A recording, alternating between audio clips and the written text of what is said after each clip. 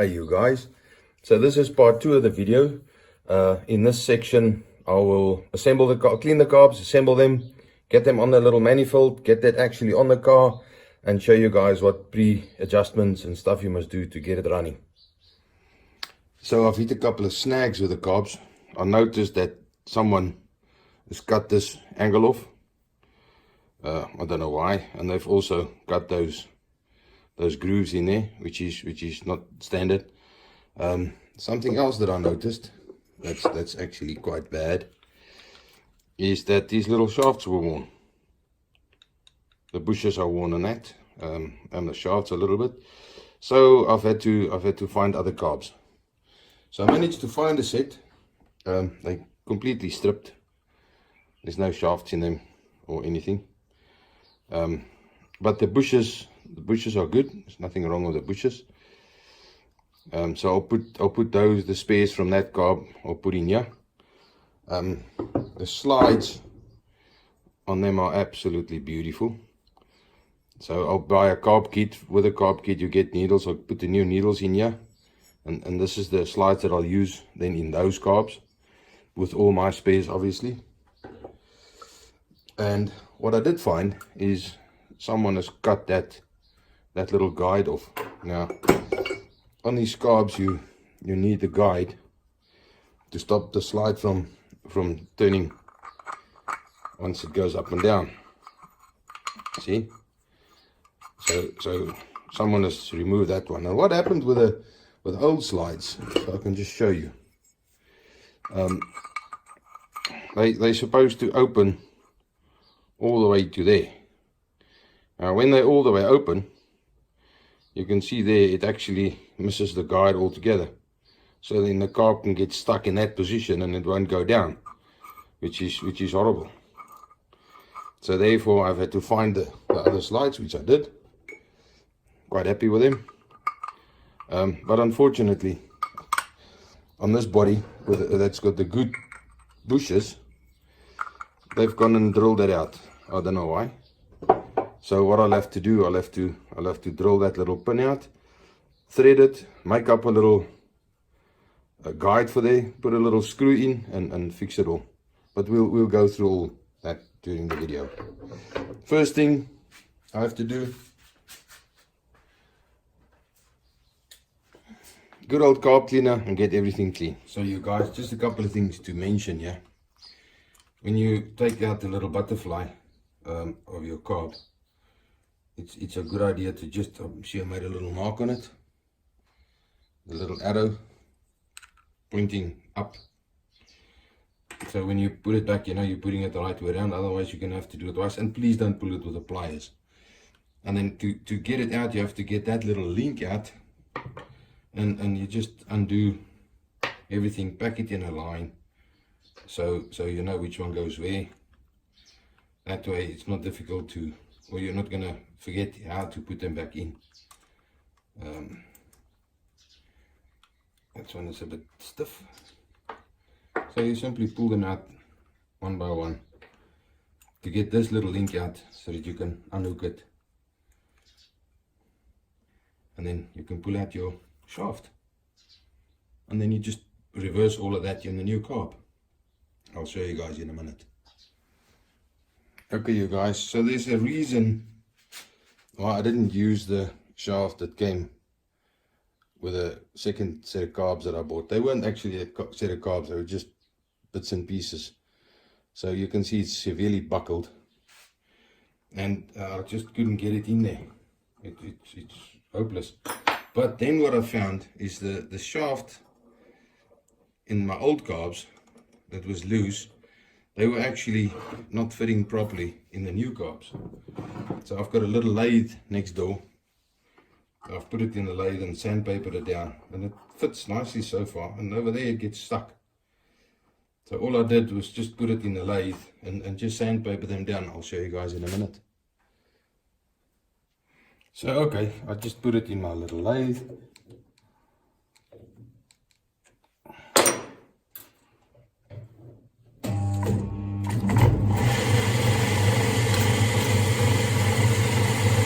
Get it to run and then sandpaper it down.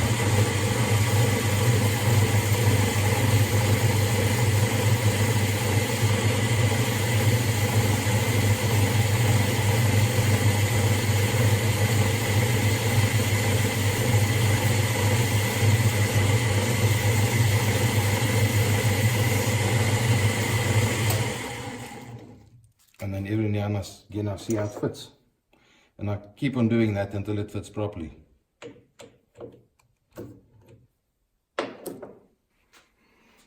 Every time when I put it in and I turn it around, it makes a little high mark over there. You see the high mark? And then that's where I would sandpaper it a little bit more. And I'll carry on and carry on and carry on until it fits properly. See, there's it's a little stiff. So it causes a high mark, as you can see there.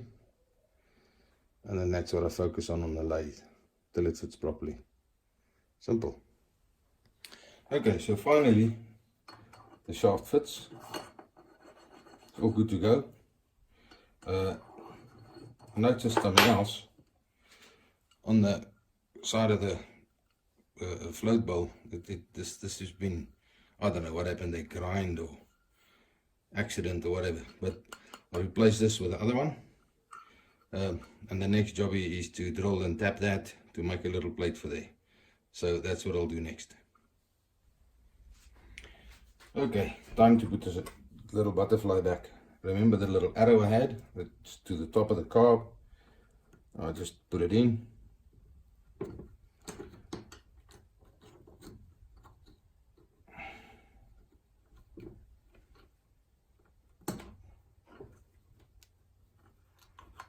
There we go. Fits nicely, doesn't get stuck or anything. It's free. And then the 2 screws and a bit of Loctite to make sure it doesn't become undone and ends up on top of your piston. Job done. Just something to mention. Once I've now put the butterfly back and all the linkages and everything. So something that's fairly important is to see when you pull the choke that you also open the butterfly. So this little arm over there, that helps to pull your butterfly open. So when you pull the choke, your butterfly must open. So obviously, see there, opens a little bit. Obviously when you give it more fuel, you have to also give it a bit more air. So that little arm there, that's what does it. And the one on this on the old carb was extremely bent like that. You can't bend them like that, or the carbs can't bend them like that. Somebody must have bent it like that. And what I noticed, when you pull the choke, it actually doesn't open the butterfly. So you'll run very rich, extremely rich when you pull the choke on idle. So just to give it a little bit more fuel. So yeah, take a note of that. Then something else on this carb body, that little pin there, when you adjust your idling eventually, you push that up and that helps push your slide up, and then it'll idle higher or lower, or it'll rev higher or lower depending on if it's rich or lean. That, so we'll get to that at the end. But that spring and that circlip was gone on this body, so I've taken it from the other body and put it on there. And I've now also changed the flow chamber. So this carb, except for that I've still have to drill and tap that, this carb is nearly ready for assembly, which is marvelous. I've also chose the best linkages from the 2 carbs for this one. So yes, away we go. Okay guys, so it was time to drill and tap that to put my little guide in. So first thing I did, looked on my tap chart, 4mm screw, that's what I'm going to use, 3.3 tap, a drill tap. So I drilled at 3.3.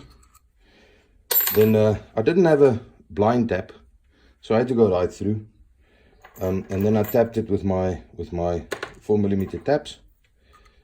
Make sure that was nice and right through. Then I had to make up this little plate, which I did. There was a bit of an issue that I was concerned about. The height between the carb casing and the slide, that gap there, I couldn't put in any screw. I had to use a little countersink, which fortunately I had one. So when I made my little plate, drilled it 4mm, and I put a 7mm drill in the top to give it a bit of a countersink. And I also had to cut the screw so that it's not in the bore of the carburetor. So I'll put it together and then show you guys what it looks like. I'm pretty happy with it. So okay, I've put it in. I think it looks pretty good. As always, use a bit of lock nut, thread tight or whatever. It'll just help. The bore is smooth. And I'm pretty happy with it. Can't turn, slides up and down freely. I think it's a job well done. And what's important, that slide is still free. My screw is not touching it at the top over there. So I'm happy with it. Just one thing to mention. Whenever you work on aluminium or pewter or something like that, any soft material, and you cut a screw to length, and you file it round and whatever, make sure that the thread is actually perfectly clean with a different nut before you put it in there, because you can ruin the thread you've put in there. And once you ruin that, you've got to go to the next size, 5mm, and then you won't have enough space to do that. But hopefully you'll never have to do that with a carb. Hopefully the carbs that you buy won't be destroyed like that. But anyway, it's now a good casing again, and I'm happy with it. Next thing, to get the other casing sorted. So there we are. Both sets of carbs are now ready for assembly. Well, first the proper clean and assembly. I've chosen the best parts from the sets of carbs that I had. Everything works nice on it. It's just a matter of cleaning them up properly, put the new carb kits in, and get it done. But I've run into another problem. I managed to get hold of 2 carb kits. They're by Kaiser. You can see they're very old, and I was lucky to find them. The guy only had 2, so I bought both. It actually says it's for a Sunny 1200 GX Hitachi. And that's all you get with it. Okay. So you get those 2 little gaskets, you get 2 needles, that's brilliant. You get your 2 little filters, your 2 needle and seats, which is fantastic. You get the 2 top gaskets for the float bowls. A couple of washers, and that's it. You do not get the packings that goes there or there. For that side you need 3, and that side you need 1, because that goes on the air filter plate. So I'll have to make those. I started cleaning these 2 Bakelite pieces up, and when I took this horrible old gasket off, finally managed to get it off, I noticed that the original gaskets were still stuck to it. So I'll have to be really careful to get that off, not to damage my Bakelite pieces. What I think I will do is I think I'll soak them in a bit of carb cleaner. Hopefully it'll become soft. And then I'll show you guys how I'm going to make these gaskets. I know I said I was going to make the gaskets next.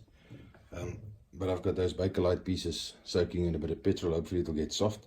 And while that's soaking away, I started disassembling all of these to get them cleaned up, ready for assembly. And on the one, that little sieve at the back, that's all that was left of it. Completely destroyed. So that must have been in there for a long time and never replaced. The other one is still in one piece, but look at all the gunk that was in there. I don't know if you can see the bits and pieces over there. And what I will try and do is I'll try and shine inside there. Can you guys see that? No.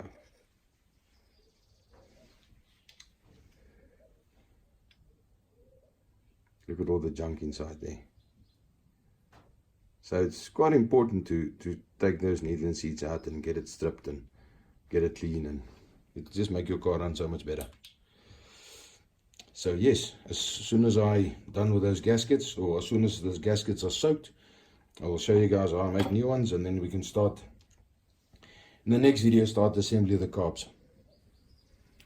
Alright guys, it's become time to make the gaskets, so that in the next part of the video we can start assembling the carbs and get it on the vehicle and get it running. So it's pretty simple. You just mark it out with a pen, Make sure it doesn't move. All around, mark your holes.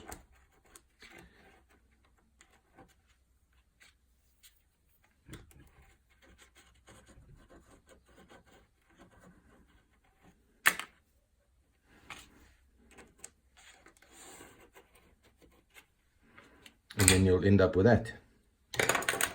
And use your scissors, cut this on the inside of the line and cut those on the outside of the line. And you have to make 6 of them to get enough gaskets to assemble the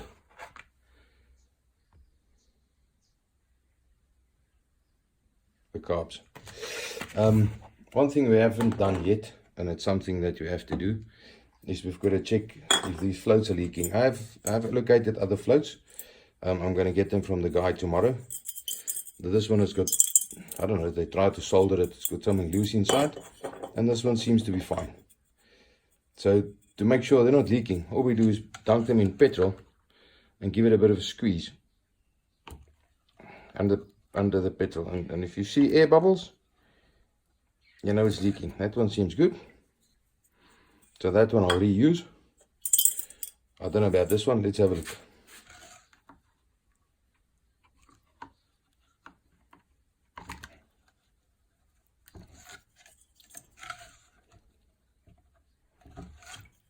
No air bubbles. Okay.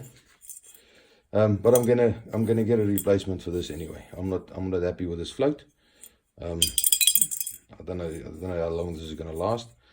Yeah, I'm picking up 2 other floats tomorrow, which I'll put in my carbs. Hopefully they're good. If not, at least I've got one good one that I can use. So, all right, you guys. In the next part of the video, we'll start assembling the carbs and hopefully get it on the vehicle and get it running.